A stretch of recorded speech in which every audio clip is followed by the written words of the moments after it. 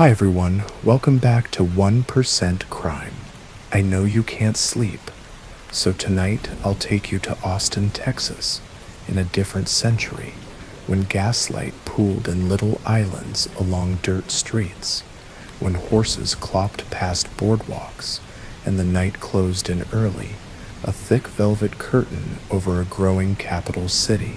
Between 1884 and 1885, a figure moved through those shadows, stepping over thresholds while families dreamed. He came in quiet, left in terror, and the city whispered a name for him that sounded like something out of a fever: the servant girl Annihilator. Before Jack the Ripper became the warning parents told their children, Austin had its own nightmare.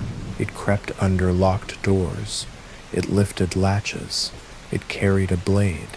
Austin in the mid-1880s smelled like sawdust and coal smoke and warm iron. The new capital, not yet the pink granite monument it would become, rose in scaffolds on a hill.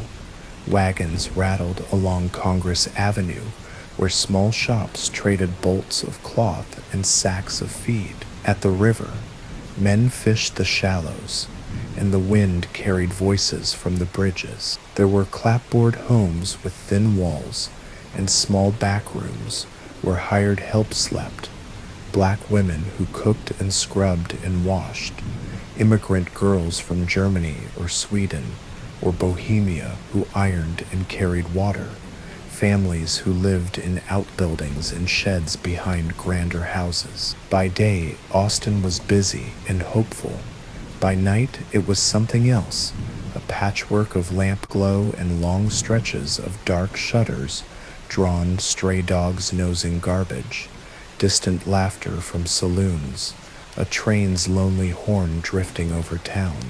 On the last nights of 1884, a woman named Molly Smith lay down to sleep in a small room off the back of her employer's home.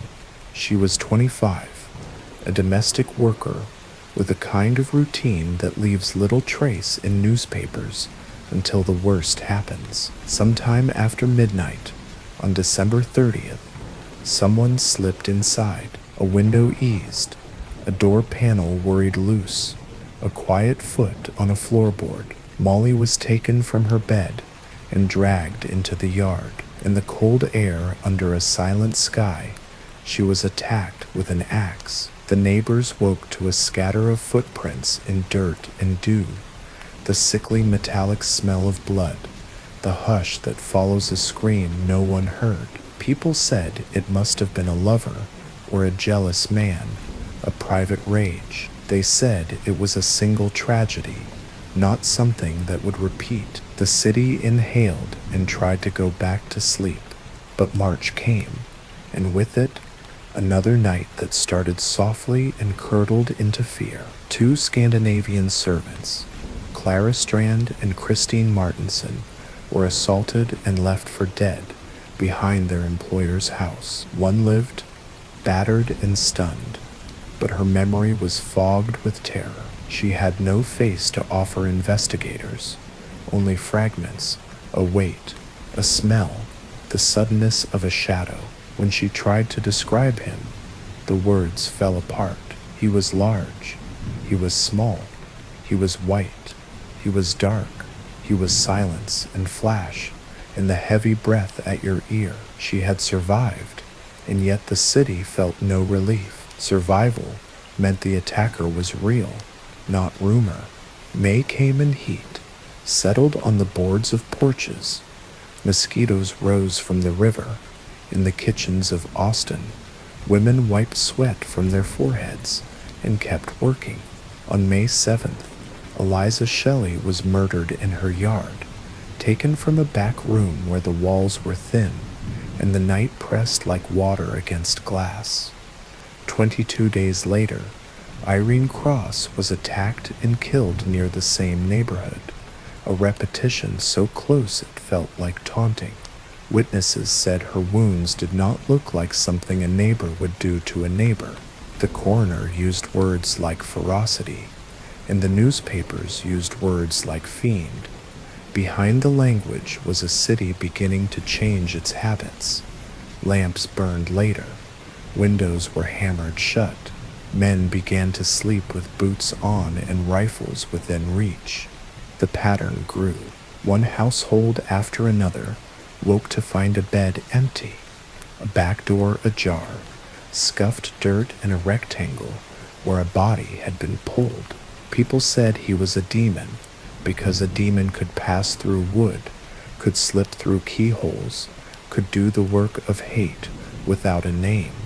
Others said he was a man with a chisel and patience, who knew the exact panel in a door to pry free, who knew that most families left tools in the yard and axes leaned beside split wood. A man like that could make the city itself into his toolbox.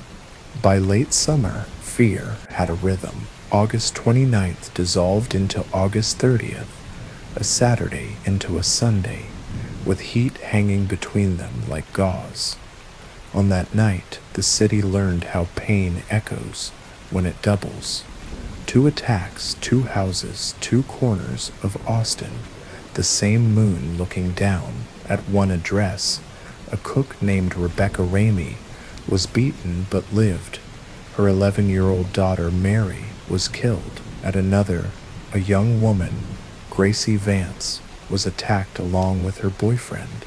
Both died in the yard. The distance between the scenes was not far enough to comfort anyone, close enough to feel like choreography. The presses rolled in the morning, the headlines thick with horror. People stopped speaking quietly about servant quarters and started speaking loudly about safety. The question moved from who would do this to how do we keep him out. In those months, Austin's nights changed. There were patrols of citizens moving in 2s and 3s, lanterns bouncing, gun barrels dull in starlight. There were whistles on strings and neighborhood codes, 3 short blasts to summon help. There were men drinking coffee after midnight, with eyes fixed on back doors. And there were women who slept in borrowed rooms because their own felt too exposed, too close to the ground. The city's line between public and private thinned. What happened inside homes became a matter for everyone, and yet the killer seemed to move between those layers easily, like a man who knew the streets the way a river knows its banks.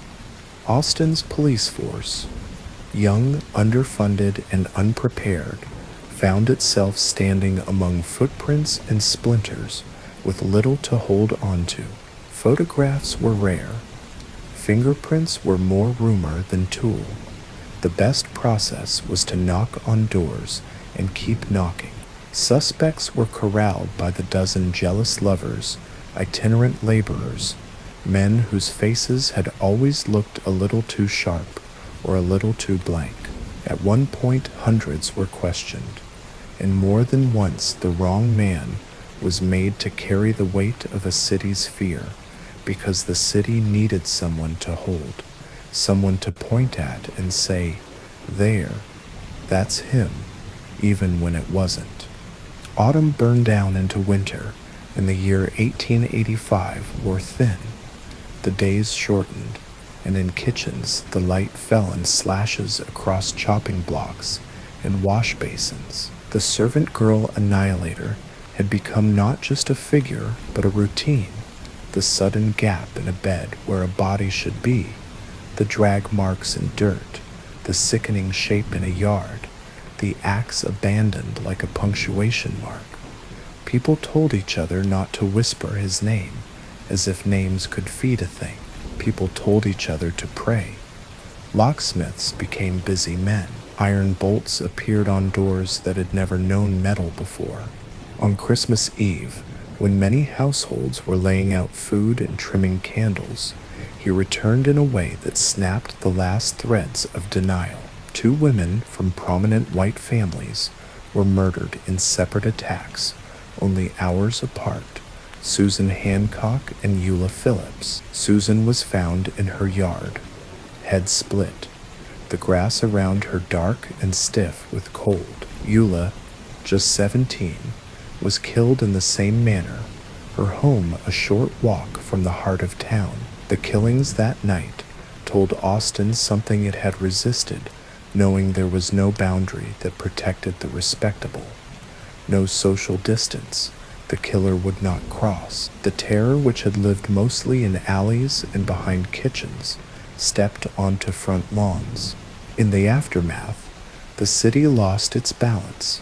Churches filled, saloon talk sharpened, politicians promised action, reporters came by train from Houston and San Antonio, and then from further still.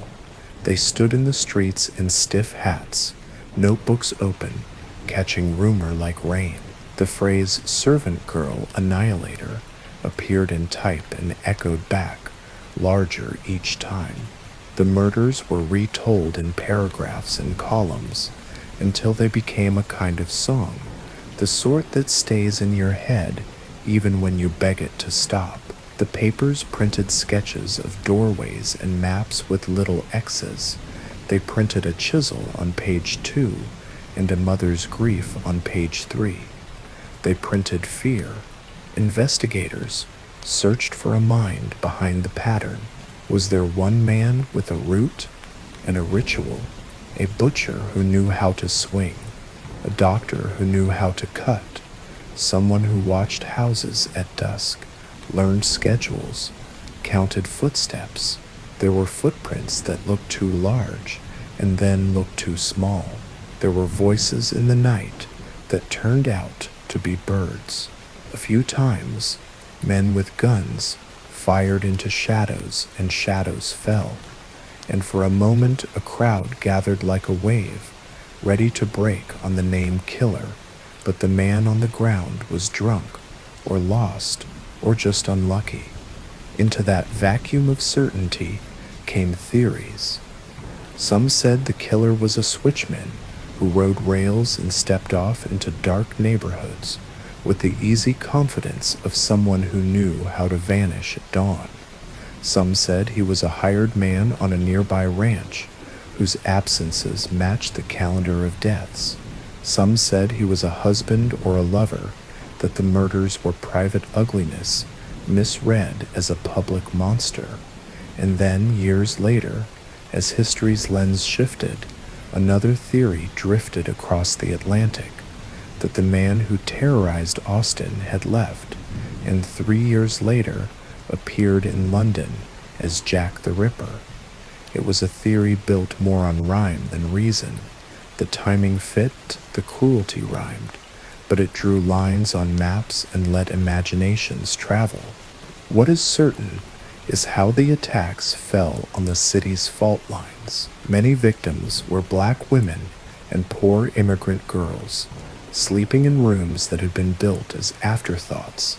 Thin wall, thin door, a window that refused to latch. When the murders began, there was a tendency among some to treat them as tragedies that belonged to those communities. It wasn't until Christmas Eve, when the violence crossed into the yards of wealthier white families, that the fear became universal and the official urgency ran hot. In that way, the Annihilator didn't just expose the weakness of doors, he exposed the ways a city values its people differently.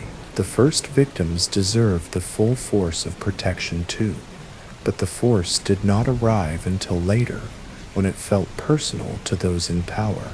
If you walk through the investigation slowly, as if you were reading each page by lamplight, you can see the places where chance and error crowded one another. In some scenes, curious neighbors tramped through yards before constables could fix a perimeter. At others, an axe was taken up and moved to a porch because someone couldn't stand to look at it where it lay. In one case, a suspect was kept in a jail cell for weeks on the thin thread of a rumor. In another, a husband was put on trial, and the city's need for a conclusion grabbed hold of him, even as doubt pooled around the evidence. The legal machinery clanked, but the killer walked between its gears, uncut, and then silence. After Christmas 1885, the killings stopped. The city grew wary in a different way, waiting for the next shoe to drop, and when it didn't, Austin exhaled by degrees. Patrols dwindled, lamps came down, doors were still bolted, but the bolts no longer felt like prayers. They felt like hardware. People married, moved, had children. The capital rose pink and proud.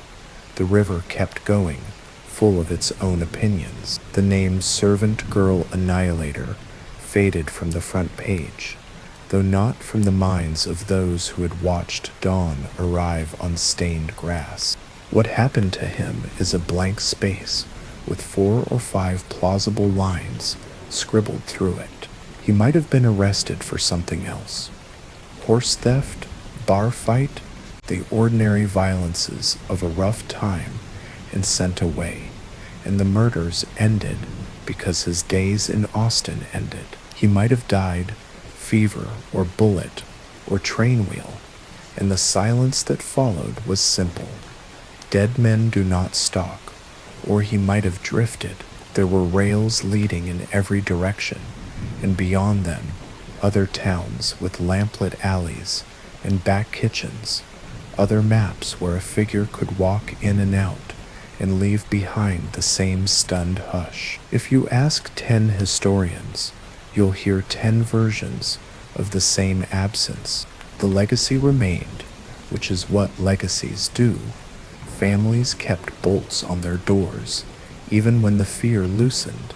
Builders in Austin began to think differently about windows that could be pried, about panels that could be lifted free, about where servants slept and how it left them exposed. Newspapers held onto the file folders, and whenever a new horror arrived, editors flipped back and found the old one and put the names side by side like 2 mirrors. Decades later, when people spoke of serial murder as a modern disease, someone would clear their throat and say, "No, we had one first. He came when the streets were dirt." If you stand now on a quiet Austin corner and close your eyes, you can perform a little trick with time. Remove the engines and the glass. Replace them with horses and thin doors. Listen for a boot scuff in a yard, a hinge complaining in the softest way, a breath drawn in the wrong place. Imagine a man who learned the city's sleeping habits better than any pastor or shopkeeper. Imagine him stopping under a live oak, touching the axe handle with an almost absent hand, as if to reassure himself it's still there. Imagine him choosing, because that's what terrifies, that he chose. In a world where so much is random, the Annihilator felt intentional. He was a person, not a storm. He also became a story, and stories last longer than fear. For some, that story carried lessons about policing, about how we protect those whose rooms are closest to the night, about how early we choose to care. For others, it's become folklore, a shadow you bring up around campfires, a cautionary tale that insists on locks and lamps, and the wisdom of neighbors who know each other's names.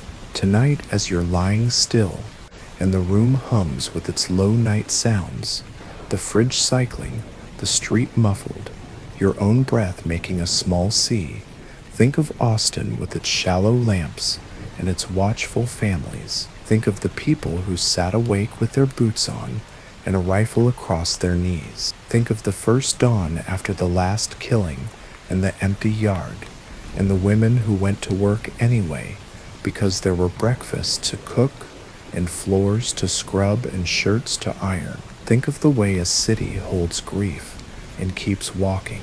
The servant girl Annihilator was never named, never tried, never punished, but the shape he carved into Austin's history remains, subtle and unmistakable, like an old scar under a sleeve. He taught a growing city hard lessons about safety and about whose safety is counted first. He left a mystery that historians still circle, hoping for a dropped thread, and he left us with that unease that sits between the locked door and the window we forgot to check one last time. Some questions end in paper and stamps and sentences. This one ends in a silence you can still hear if you listen. Second story. The Springfield 3, 1992, Missouri, USA. The story begins in a small Midwestern city in the summer of 1992. It is the story of three women who vanished without a trace, leaving behind a perfectly ordinary house with lights still on, clothes neatly folded, and no sign of a struggle. They became known as the Springfield Three, and to this day their fate remains one of the most unsettling mysteries in American true crime history. The city of Springfield, Missouri, in the early 1990s, was not a place people associated with dark mysteries. It was a friendly college town in the Ozarks, a mix of neighborhoods, strip malls, and quiet suburban streets. Families gathered at diners, students filled lecture halls, and people felt safe leaving doors unlocked. But that sense of security was shattered on the night of June 6, 1992. That night, two friends, Suzanne Susie Streeter, who had just graduated from Kickapoo High School, and her best friend Stacy McCall were celebrating. They were 18 years old, full of energy, and looking forward to the summer. They attended graduation parties, moving from house to house, laughing with classmates, taking pictures, making plans for the future. It was the kind of night so many teenagers have, that one evening that feels like a bridge between childhood and adulthood. As the night wore on, the girls planned to spend the night at a hotel with friends, but the hotel was crowded with graduates and noisy with parties. Instead, they decided to return to Susie's house, where she lived with her mother, Cheryl Levitt. Cheryl was 47, a cosmetologist who worked long hours, known for her kindness and sense of humor. She had divorced years earlier and built a quiet life for herself and her daughter. By the early hours of June 7th, the three women, Susie, Stacy, and Cheryl, were all at the Levitt home on East Delmar Street. What happened next has never been fully understood. The following morning, friends came by to pick up Susie and Stacy for a trip to a water park. When they arrived, the house looked normal at first glance. The cars of all three women were parked in the driveway. The front door was unlocked. The porch light glass cover was broken, as if someone had tampered with it, but the bulb itself still worked. Inside, things looked tidy, purses and keys neatly placed, cigarettes on the counter, the family dog in the house, a little anxious but unharmed. What was missing were the women themselves. There was no sign of them, no struggle, no blood, no overturned furniture.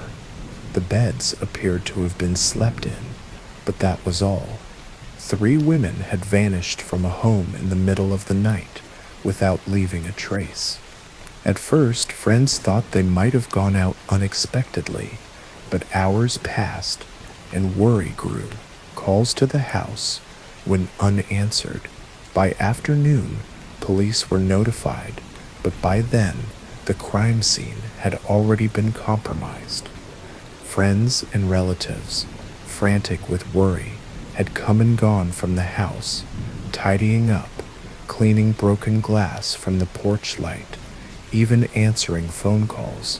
One caller made lewd comments, adding another layer of unease. Any potential evidence had been trampled or thrown away in the chaos of people trying to help. Investigators were baffled. How could 3 people vanish from a suburban home without noise or struggle? They began piecing together the last known movements of the women. Susie and Stacy had been seen leaving the graduation parties around 2 a.m. They arrived at the Levitt home sometime afterward. Cheryl had spoken to a friend around 11 p.m. the night before and seemed relaxed.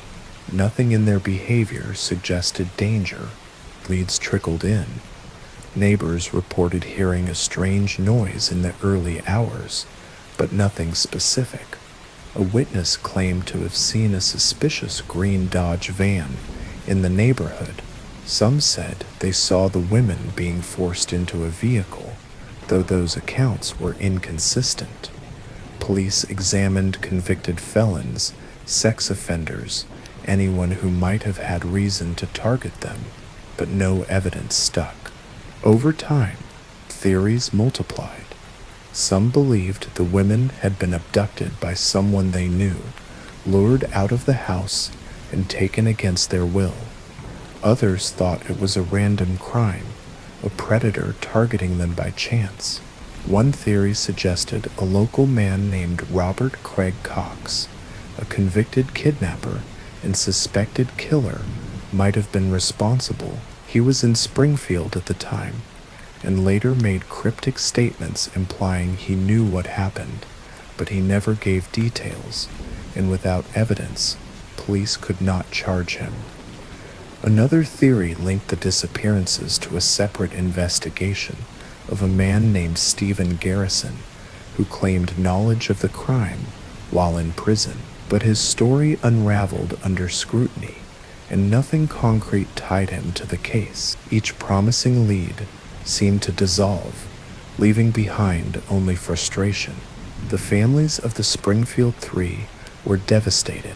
Stacy's parents clung to hope, distributing flyers, begging for information. Cheryl's relatives searched tirelessly. For years, the case haunted the city. Billboards went up with the women's faces. The community raised funds for rewards. Psychics offered visions, though none led to answers. What made the case so haunting was the lack of anything tangible. Most crimes leave behind evidence: blood, fingerprints, fibers, witnesses. But this case felt like a vanishing act. It was as though the 3 women had stepped out of the world in the middle of the night. The passage of time only deepened the mystery. Tips came in for years, each one investigated, none yielding results. In 2007, police searched a piece of land with ground-penetrating radar after a tip suggested bodies might be buried there. They found nothing. Today, more than 30 years later, the case remains unsolved. The Springfield Three, Susie, Stacy, and Cheryl, are remembered in vigils and news reports, their photos still smiling from old flyers. Theories abound, but the truth has never been uncovered. Their disappearance remains one of America's most baffling mysteries. A case where 3 lives vanished in the span of a few hours, leaving behind nothing but silence and unanswered questions. Some nights, when people in Springfield pass down East Delmar Street, they glance at the house and wonder, did the women leave willingly, or were they forced? Were they alive for days, or gone within hours? Is there someone still out there who knows the answer? The story of the Springfield Three is not just about the crime. It's about absence, about the hollow space left behind when loved ones vanish. It's about how a community can be shaken by the disappearance of its daughters, how a house can stand quiet but heavy, holding secrets no one has unlocked.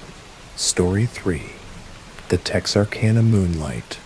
Murders, 1946. Texas, Arkansas border. It was the spring of 1946, to a border town split between 2 states. A town that should have been celebrating the end of war, but instead found itself gripped by fear. Over the course of 10 weeks, an unknown assailant stalked young couples on dark country roads, striking suddenly and vanishing into the night. Newspapers called him the Phantom Killer, and his crimes became known as the Texarkana Moonlight Murders. Texarkana, in 1946, was a town trying to move forward. The war had just ended the previous year, and soldiers were coming home to reunite with families. Downtown streets bustled with neon signs over diners, dance halls, and movie theaters. People went out on Saturday nights to laugh, drink Coca-Cola, and listen to jukeboxes playing the latest hits. But outside the town's center, the roads grew quiet. Along lovers' lanes, remote dirt stretches where young people parked cars to talk and kiss. There was only the hum of crickets, the glow of headlights, and the heavy presence of the moon. It was on one of these roads, on February 22nd, 1946, that the nightmare began.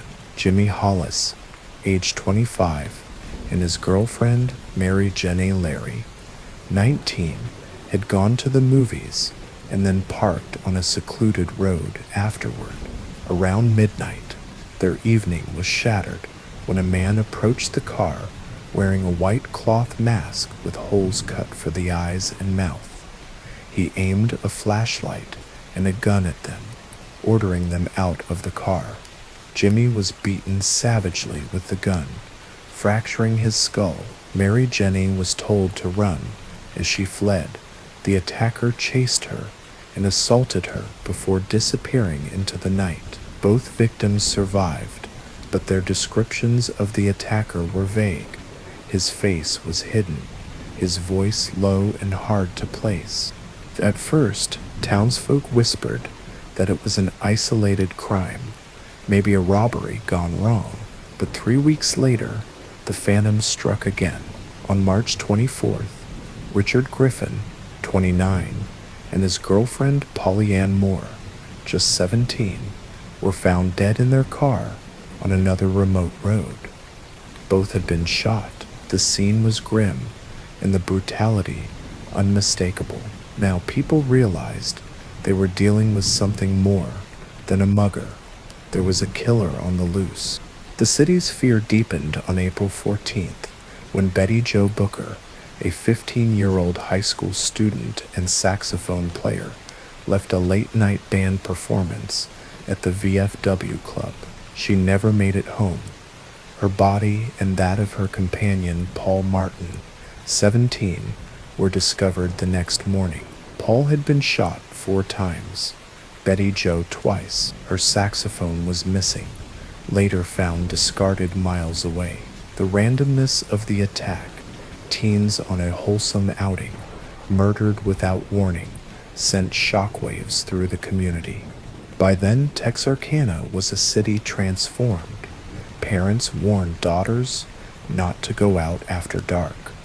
Couples avoided lovers' lanes. People locked doors that had always been left open, and farmers sat awake at night with shotguns across their knees. The press dubbed the unknown assailant the Phantom Killer, a name that stuck because of the way he seemed to vanish after every attack, leaving nothing but silence and fear.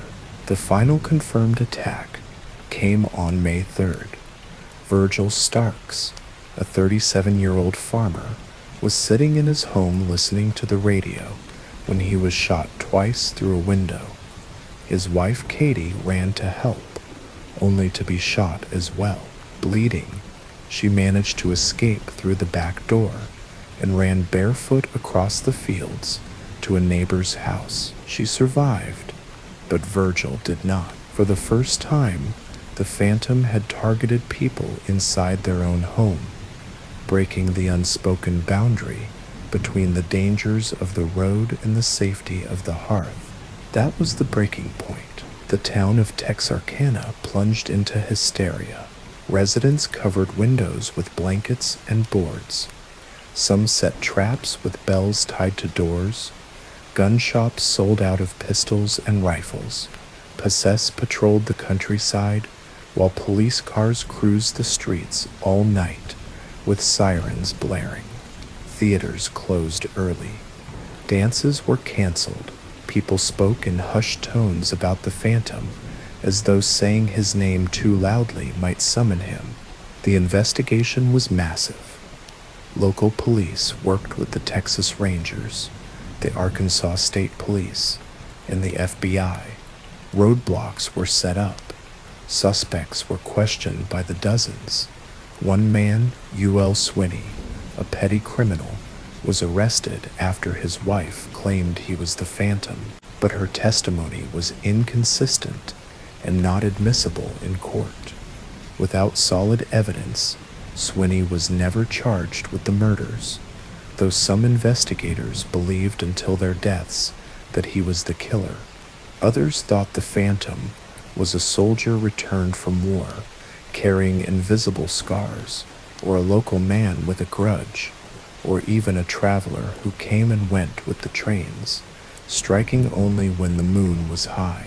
The truth was elusive. Witnesses described the attacker as tall, stocky, wearing a mask, but a mask can hide everything. Over time, the murders stopped as suddenly as they had begun. After May of 1946, there were no more confirmed attacks. The phantom seemed to vanish, leaving behind nothing but questions in a community forever marked by fear. The Texarkana Moonlight Murders became legend. In the 1970s, they inspired a cult horror film called The Town That Dreaded Sundown, cementing the story in American folklore. But for the families of the victims, the case was no movie. Their children, siblings, and parents had been taken in moments of violence that made no sense, with no justice ever delivered. Today, more than 75 years later, the case remains unsolved. The phantom killer's identity has never been confirmed. For historians and true crime researchers, the case represents one of the earliest modern examples of a serial killer terrorizing a community, a blueprint for the fear that would later grip cities under the hands of killers like the Zodiac or the Ripper.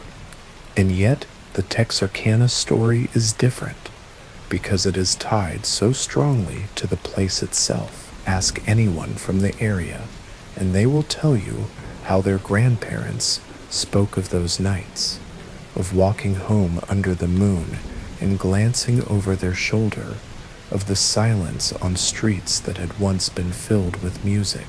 The servant girl Annihilator had terrified Austin in the 1880s, but by the 1940s, Americans thought killers like that belonged to another age.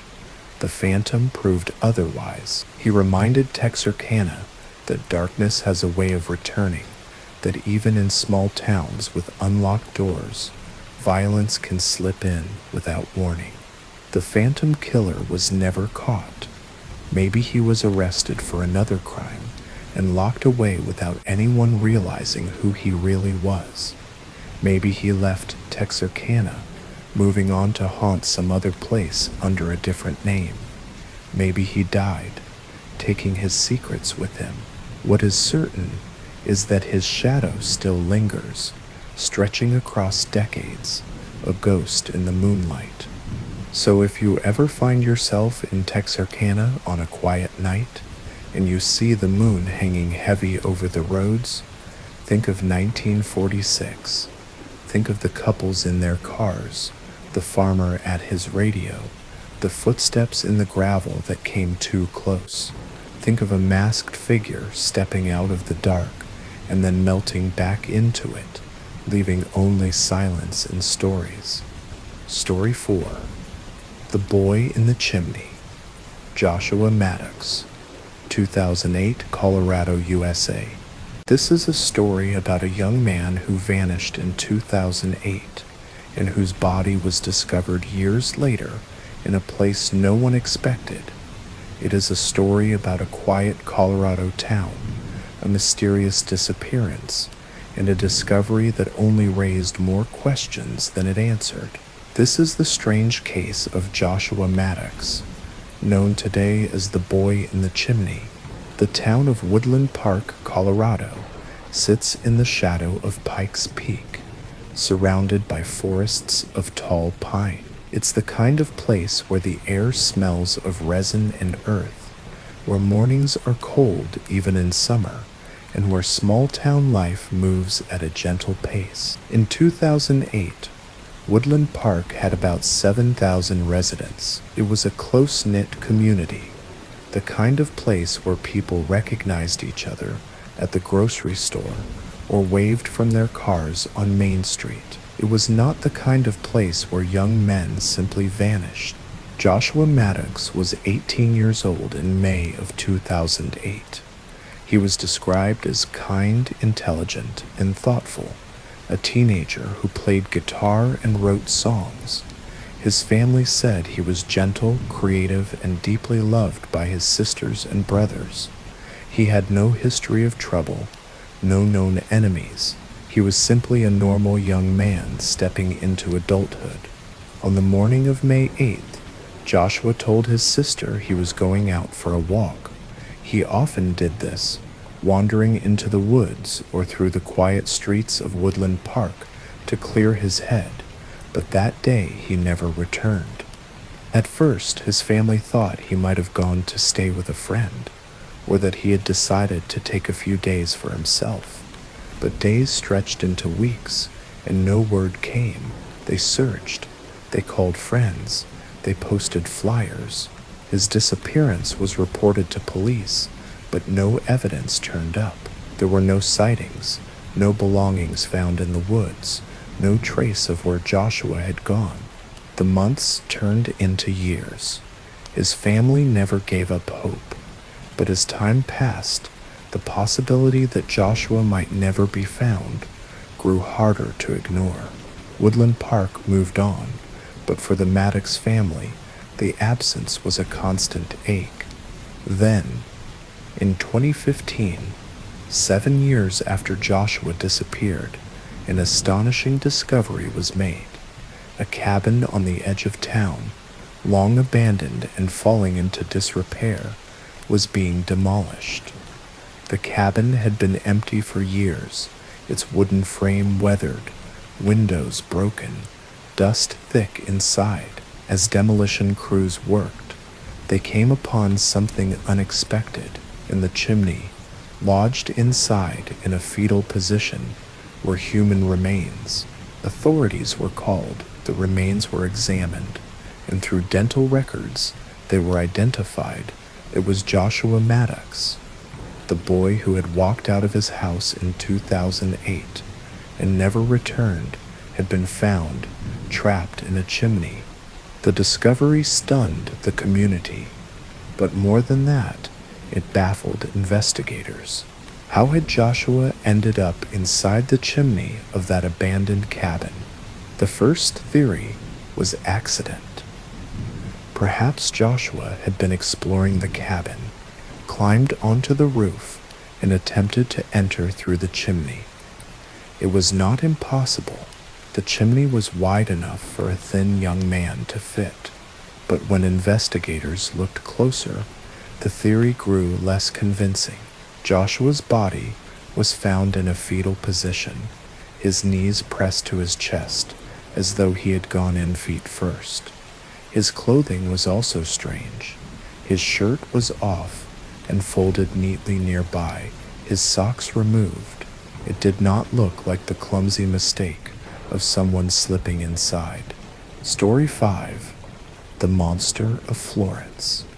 The hills of Tuscany, a place known for wine, art, and beauty, but also for a shadow that haunted its countryside for nearly 2 decades. Between 1968 and 1985, an unknown killer stalked couples who parked in secluded lanes outside Florence. He struck with precision, left horror behind, and vanished into the night. Italians called him Il Mostro di Firenze, the monster of Florence. To this day, his identity remains one of Europe's greatest criminal mysteries.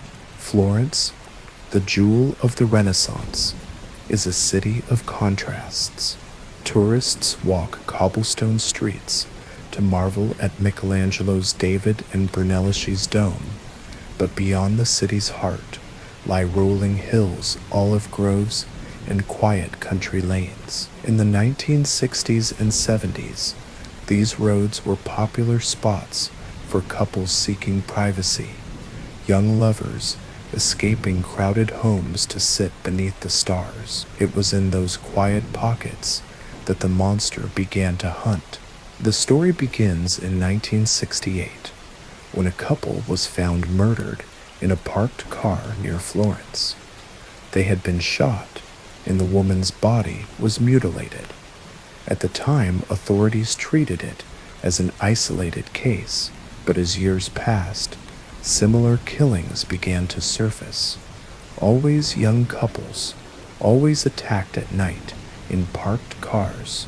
The monster seemed to be watching, waiting, selecting moments when victims were at their most vulnerable. The murders were shocking, not only for their violence, but for their repetition. In 1974, another couple was shot while sitting in their car. In 1981, 1982, 1985, more victims followed. In total, 16 people were killed. The victims were often young, sometimes tourists, sometimes locals. The pattern was chilling. A handgun was used, always the same caliber, a .22 Beretta. After shooting, the killer mutilated the female victims with a knife, suggesting a ritualistic obsession. By the early 1980s, fear gripped the Tuscan countryside. Parents warned daughters not to go out at night. Couples avoided country lanes. Newspapers filled with lurid headlines about the monster. Police patrolled rural roads, but the killer seemed to anticipate them, striking when and where he pleased. The murders felt less like random attacks and more like a game of cat and mouse. The investigation became one of the largest in Italian history. Detectives examined thousands of suspects. Theories abounded. Some believed the killer was a local farmer or hunter, someone familiar with the countryside. Others thought he was part of a group, a secret society that practiced dark rituals. Still others suspected ties to organized crime, though the sexual nature of the killings made that less convincing. One of the most disturbing aspects of the case was the precision of the mutilations.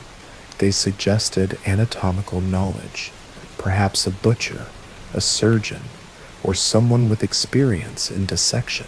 This fueled speculation that the monster was not a lone madman, but someone respected in his community, hiding behind a mask of normalcy. In the mid-1980s, police focused on a man named Pietro Pacchiani, a farmer with a violent past. He had once been convicted of murdering a man who courted his girlfriend and had served time in prison. Neighbors described him as brutish, controlling, and suspicious. In the 1990s, Pacchiani was brought to trial for the monster killings. The trial was a sensation, filling Italian newspapers with gruesome details. Pacchiani was convicted, but his conviction was later overturned on appeal due to lack of solid evidence. He died in 1998 before a retrial could take place. Attention then shifted to Pacchiani's alleged accomplices, known as the Companions of the Garden. They were neighbors and friends accused of helping him, but their trials also collapsed under weak evidence. Each time investigators thought they were close, the case slipped away like smoke. The Monster of Florence case became infamous not just for the murders, but for the chaos of the investigation. Suspects were paraded before the media, only to be released, Evidence was mishandled. Conspiracy theories bloomed. Some believed powerful figures in Florence wanted the case to remain unsolved. Others thought the police were so desperate for answers that they chased false leads, destroying lives without finding truth. Over time, the case took on a life of its own, inspiring books, documentaries, and even comparisons to Jack the Ripper. Writers like Douglas Preston investigated it, pointing out the strange mix of incompetence and obsession in the police work. The monster became more than a man. He became a symbol of fear, secrecy, and unsolved violence in a land otherwise known for beauty. The killings ended after 1985. Why, no one knows. Perhaps the monster died or was imprisoned for another crime. Perhaps he simply stopped. What is chilling is the possibility that he lived out his life in Tuscany, walking the same streets as his neighbors, his crimes forever hidden. For the families of the victims, the case is an open wound. 16 lives were stolen, futures cut short in moments of terror beneath Tuscan stars. The victims are remembered in Italy, not as names on a headline, but as sons and daughters, lovers and friends. Their families still ask the same question the whole country asks: who was the monster? The Monster of Florence case forces us to confront how much can remain hidden, even in places we think we know. It shows us that evil does not always lurk in distant shadows. Sometimes it walks through the olive groves, parks on the same lanes, and blends into ordinary life. Tonight, as you imagine the Tuscan countryside, picture the rolling hills and the soft sound of cicadas, the vineyards stretching in neat rows, the gentle glow of moonlight on stone farmhouses. And then, picture the silence breaking, a car parked on a quiet lane, two young people talking softly, and in the dark beyond, footsteps. A figure approaches, faceless, nameless, forever unsolved. That is the legacy of the Monster of Florence. He is not just a killer from the past. He is the unanswered question that still hangs over the hills, the whisper that follows when night falls and lovers park their cars in the countryside. Another theory was foul play. Some believed Joshua had been forced into the chimney, perhaps as a way to conceal his body, but there were no obvious signs of trauma on his bones. After 7 years, much of the soft tissue had decomposed, leaving only partial clues. Without clear evidence of violence, the case could not be classified as a homicide. There were other details that deepened the mystery. At the base of the chimney, inside the cabin, a heavy metal grate had once been bolted across the opening. When Joshua's body was found, the grate was still attached, meaning he had entered from the top, not from inside the cabin. But why would he have tried to enter a chimney at all? It was May in Colorado. He had no reason to seek warmth. The cabin was abandoned. There was nothing to steal, nothing to find. His family struggled to accept the accident theory. Joshua's father believed foul play was more likely. He argued that his son had been murdered and hidden in the chimney, that the position of the body made no sense otherwise. Some locals whispered about drugs, about fights, about hidden parts of Joshua's life, but his family and friends rejected those rumors. He was not that kind of young man. One detail fueled speculation further: the cabin's owner. The cabin belonged to a man named Chuck Murphy, who had left it abandoned for years. Murphy believed Joshua could not have gotten into the chimney by accident. He pointed to the metal grate, the narrow space, the folded clothes. To him it looked staged. He said outright that he believed Joshua had been forced in, Despite the suspicion, no charges were ever filed. There was no suspect, no witness, no confession. The coroner eventually ruled Joshua's death accidental, citing positional asphyxia, the inability to breathe due to being trapped in a confined position. But for many, that explanation felt incomplete, almost dismissive. The mystery of Joshua Maddox continues to this day. Some believe he entered the chimney on his own, maybe as a prank or a dare, and became trapped. Others believe someone else was involved, someone who took advantage of an abandoned cabin to hide a crime. Without evidence, the truth may never be known. What lingers is the image of a young man setting out for a walk on a bright May morning, never returning, and being discovered years later in the most unlikely of places. For his family, the discovery brought an end to uncertainty, but not to grief. They finally knew where Joshua was, but not how or why he ended up there. His father once said the hardest part was not having answers, not knowing what happened in those final moments. Joshua Maddox's story reminds us of how fragile and uncertain life can be. In a town where people thought nothing bad ever happened, a young man vanished, and when he was found, the discovery only deepened the mystery. So tonight, as you lie in bed listening to this story, think of Woodland Park with its tall pines swaying in the wind, its quiet cabins scattered along the tree line. Imagine one of those cabins, empty, dust gathering, boards sagging, a place people forgot, and inside, hidden away, a mystery that took 7 years to reveal itself, and even then refused to explain. The boy in the chimney is gone, but his story remains, unsolved and unsettling, like a whisper in the Colorado woods. Story 6. The Setagaya Family Murders. Tokyo 2000. Tokyo at the turn of the millennium. The year was 2000. The world was celebrating the new century, and Japan was seen as one of the safest countries in the world. But in a quiet neighborhood on the edge of Tokyo, a brutal crime unfolded that shocked the nation. An entire family was murdered in their home, and the killer lingered inside for hours afterward, leaving behind a trail of evidence so detailed it almost felt like a signature. Yet more than 2 decades later, the case remains unsolved. This is the story of the Setagaya family murders.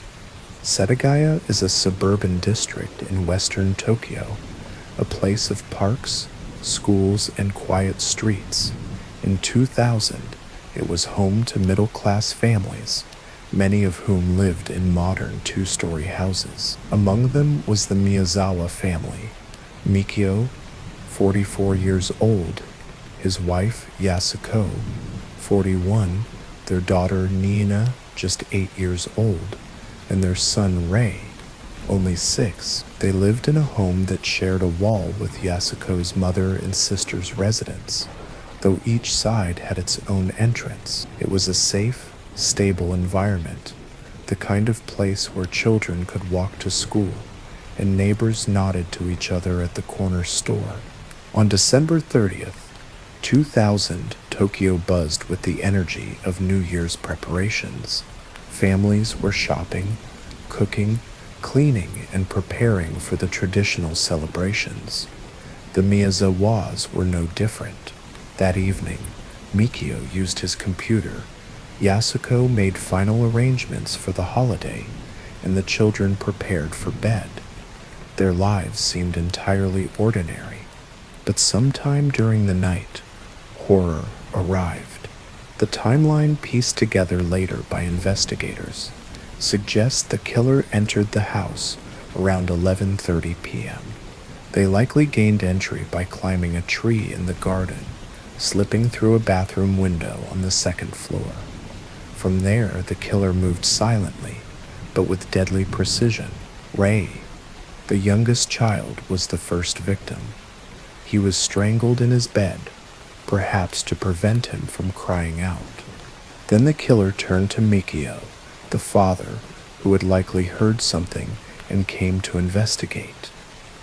A struggle ensued near the staircase. Mikio fought hard, but the intruder used a sashimi knife, a long, sharp blade common in Japanese kitchens, to stab him multiple times. Mikio collapsed, mortally wounded. Yasuko and Nina, the mother and daughter, tried to hide together. They were found later in the same room, brutally stabbed and slashed. Nina's small body bore defensive wounds, showing she had tried to fight back, a heartbreaking reminder of her courage. By the time the house grew silent again, all 4 members of the Miyazawa family were dead. But the strangest part of this crime was not only the murders, it was what the killer did afterward. Instead of fleeing, the intruder remained in the house for hours. He rifled through drawers, scattering papers and emptying wallets. He used the family's computer, opening files and browsing the internet. He ate food from their refrigerator, ice cream, barley tea, and melon. He even used the toilet, leaving unflushed waste behind. At some point, he took a nap on the couch, and when he finally left, he did not take everything with him. Instead, he left behind a bizarre collection of personal items: a shirt, a jacket, a hat, even a hip bag. The clothing was traced back to stores in Japan, but also to South Korea. Some of the items were mass-produced, but others were distinctive, narrowing down possible buyers to a few hundred people. The evidence left behind was overwhelming. The killer's fingerprints were found throughout the house. Blood samples were collected, and later DNA analysis revealed that the suspect was male, with genetic markers suggesting mixed heritage, likely a Japanese mother and a father of Korean or Chinese descent. His age was estimated to be between 15 and 35 at the time. His shoes, size 27 centimeters, left prints throughout the home, matching sneakers sold only in South Korea. And yet, despite this mountain of evidence, the killer was never identified. The investigation was massive. Tokyo police assigned hundreds of officers to the case. They followed every lead, traced every purchase of the clothing items, and even analyzed sand found in the suspect's hip bag, which was traced back to a U.S. military base in California. They created detailed psychological profiles, suggesting the killer might have been socially isolated, perhaps with military or martial arts training. Some investigators believed he was someone who held resentment toward society, who lashed out at the Miyaza was not because of a personal grudge, but because they were a family, an image of stability he could not have. But for all the theories, there were no answers. Years passed. Each December, the police renewed their appeals for information, standing outside train stations with flyers, hoping for a witness to come forward. The Miyazawa relatives, including Yasuko's mother, who lived just next door, lived with unbearable grief. The fact that the killer had lingered in the house, walking calmly where the family had once lived and laughed, made the crime feel like a violation beyond murder. It was as though the killer had tried to erase the line between himself and his victims, inhabiting their space as if it were his own. What also haunted people was how close the killer had come to being discovered. Yasuko's mother and sister lived in the connected section of the house, separated by only a wall. They had heard nothing unusual that night. A thin barrier, a different choice of movement, and the killer might have been caught in the act. Instead, he moved like a phantom. The Setagaya family murders remain unsolved more than 2 decades later. Despite advances in DNA technology, no match has ever been found in any international database. The killer's face, name, and life remain hidden. The case continues to capture attention because it is not only brutal, but also deeply strange. The idea that someone could kill an entire family and then linger eating ice cream, browsing the computer, napping on the couch, feels surreal, almost cinematic. But it was real. It happened in a quiet Tokyo suburb, in a house filled with the ordinary rhythms of family life. The story is also a reminder of how fragile our sense of safety can be. The Miyazawas were at home, in their own beds, preparing for a holiday. They were not in a dangerous neighborhood, not walking alone at night, not involved in crime, and yet violence found them. Tonight, as you listen, picture the quiet streets of Setagaya on that December night. Picture the frosty air, the glow of paper lanterns in windows, the smell of dinners being cooked for New Year's Eve. Picture the Miyazawa home, lights softly glowing, toys in the children's room, the hum of a computer in the father's study. And then, picture the silence afterward, broken only by the strange sounds of a killer making himself at home where he did not belong. The Setagaya family murders remain one of Japan's greatest mysteries. The evidence is there: fingerprints, DNA, clothing, footprints, even the food the killer ate. And yet, the answer remains just out of reach. Somewhere, perhaps even today, the man who destroyed the Miyazawa family lives on, his secret locked inside him, his identity hidden. And the house where it happened, it still stands, preserved by the family as a memorial. The walls hold the memory of that night, frozen in time, a reminder of how darkness can fall, even in the safest places. Thank you for staying with me tonight.